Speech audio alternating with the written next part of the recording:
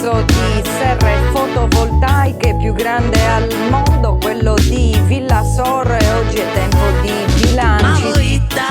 Ma boita, questa cosa che succede in ogni volta che arriva una proposta di sviluppo in terra nostra.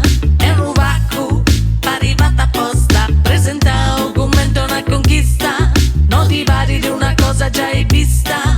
Ma boita, tocca poni una pregunta e non hai una risposta, ma si serve gente pronta e a risposta cosa giusta. E sul piano della rinascita e sul sogno dessa fabbrica i smontoni si dealiga, chi ne paga sa bonifica. E sul piano della rinascita di nai fugliavo de barasa a regalas industrialisi a no di serre du realisi. E c'è questo che si poca sa merita, a vestimenta tutto a liquidità. E nada da coita, è scoita. Ma boita, questa cosa che succede in ogni volta che arriva una proposta di sviluppo in terra nostra. È un vacco, arrivata apposta, presenta un commento, una conquista, non ti vari di una cosa già hai vista.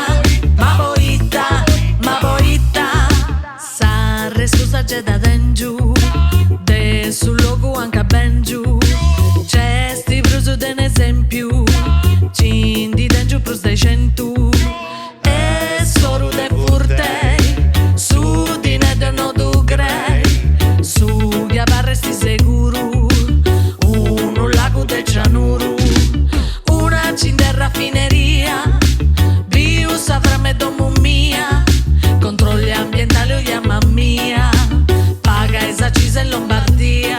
E c'è questo che si poca sa merita, a vestimenta tutto a liquidità. E nada da coita, è scoita. Ma boita, questa cosa che succede in ogni volta che arriva una proposta di sviluppo in terra nostra. È un vacco, arrivata apposta, presenta un commento, una conquista, non ti vari di una cosa già hai vista.